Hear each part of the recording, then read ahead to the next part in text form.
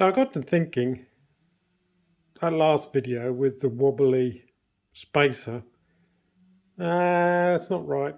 I had to think about it when I finished the video, and I think I'm wrong in that it should be able to wobble on the shaft, because the way the bearings work is they clamp up horizontally.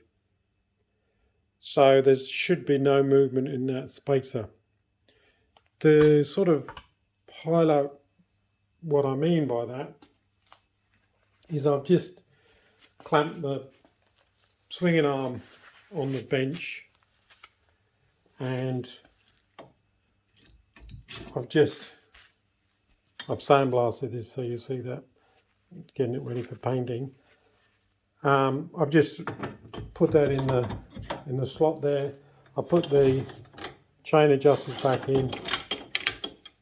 So the way it goes, the sequence is we've got the axial bolt with the chain adjuster measurement on the side there, so that goes through like that, and then the first part will be, it goes through there, through the brake caliper arm, and then it would enter into the first bearing on the wheel.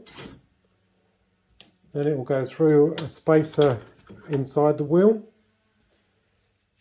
come through the second bearing, and then it'll come through the sprocket carrier, which is this wobbly, what I think was wobbly spacer that's in the bearing. So that would sit in this sprocket carrier, so that goes in there, which was the one that was wobbling. So that goes in through there, and then there's one more spacer right on the end.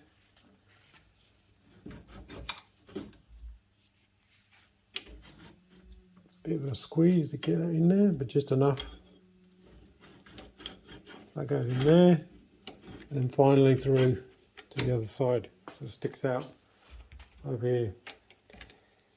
Now, I think that someone hasn't torqued it up. I hadn't torqued up the axle enough. Because I'll just tighten this up finger tight. How's that? That's easy. Yeah, you can see that. So that's just finger tight. So you can see everything is, you know, this sprocket carrier is wobbly. Even the bearings, you know, they're just sitting on there loose on the axle. It doesn't need to be a tight fit on the axle, because what's going to happen is when we tighten this up, in effect there'll be a tube all the way along. So that's part of it. That pinches on the inner race. That pinches on this tube. That pinches on the inner race. That pinches on this spacer. Spacer goes through. That then pushes on the inner race. That then pushes on the inner race, and so forth. So what I end up is the axle bolt is going through, and in theory there's an air gap almost all the way through, but around that axle is a solid tube which compresses everything and stops any vertical movement. So once that's bolted up, it shouldn't be able to move that way. So I'm thinking that's all it was. It wasn't done up super tight. It was, I mean, you saw in the video, I had to put a bit of pressure on it, but the torque setting on this is 70 foot-pounds, which is probably the biggest torque on the bike. And I'll show you what I mean. I'll just get a spanner on this to hold it. I've done this up to 70 foot-pounds. It's actually 74 foot-pounds on the manual. Well, let's just do it up to 70. Bang on 70 foot-pounds. Which is in metric. I think it's 9.7 mega kilopascals or mega kilograms. I forget what that is in Newton meters. I'll put it. I'll flash it on the screen what it is in Newton meters.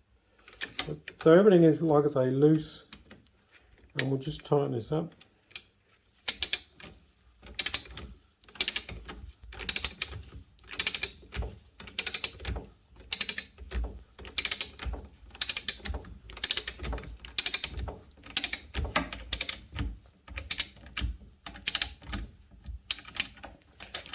So let's just, as an experiment, we'll just tighten that up to half what it was supposed to be.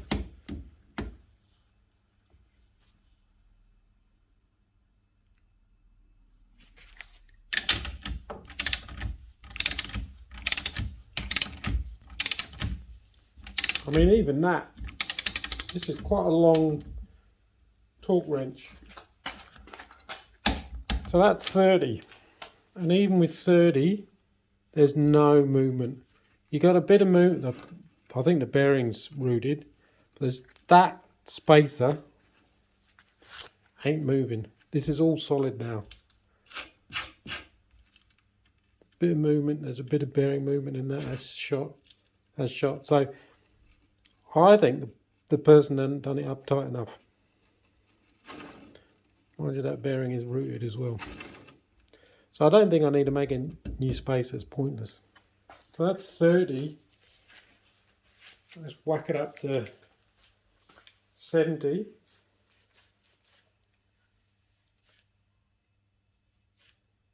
So this is 70 foot-pounds. And trust me, this is a lot. I have to hold everything.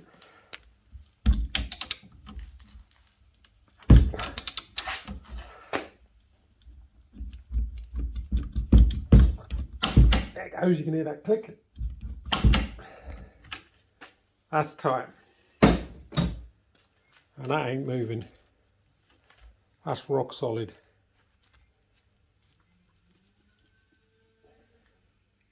So yeah, I think the person hasn't done it up tight enough. I'll quickly undo this. And we'll just pop the bearing back in there. And we'll see how much play there is in this now.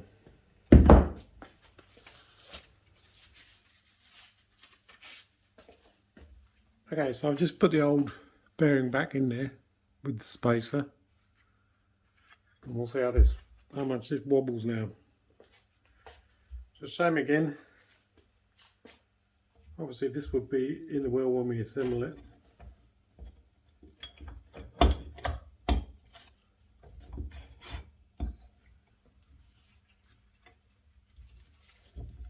Actually that makes, because it's in the wheel when we make it, we've got to sort of assemble it.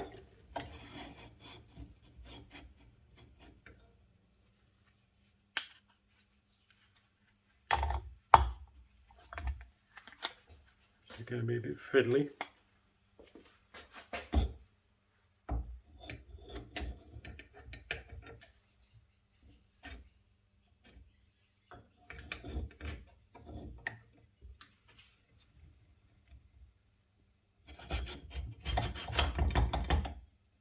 Oh, now this spikes up.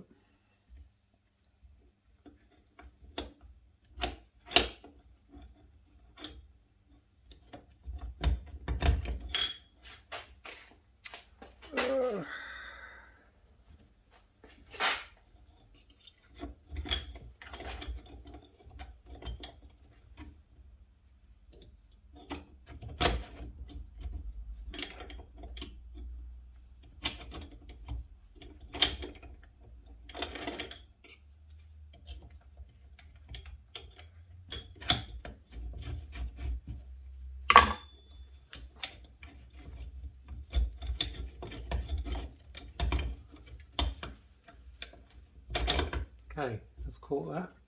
Obviously the seals that would be sitting on either side would hold the spacers in the right position. So that's that.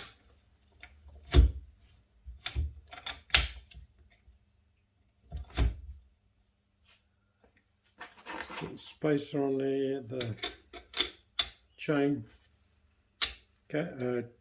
marker, tension marker. So that's all in there.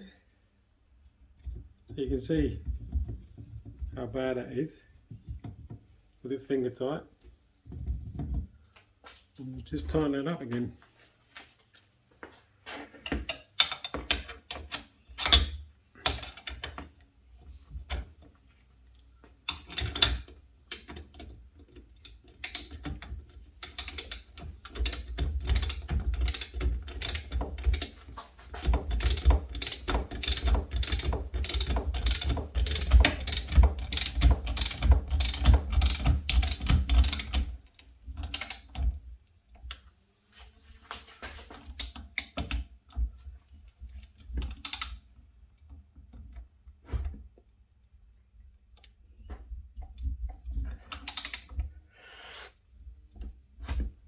Wow. Be hard.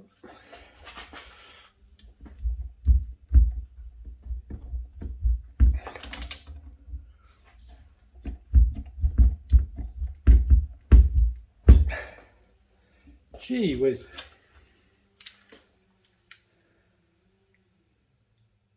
That's still 70. Obviously it's a bit easier when it's on the bike. There. Alright, so that's fully bolted up.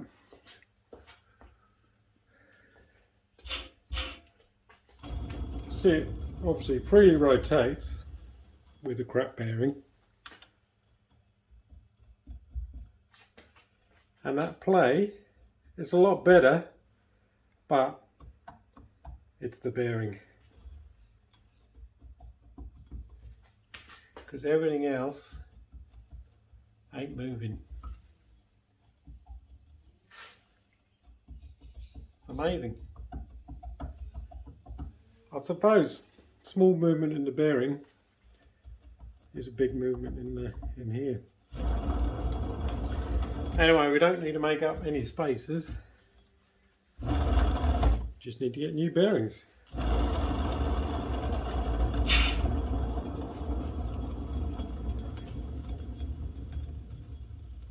And tighten it up.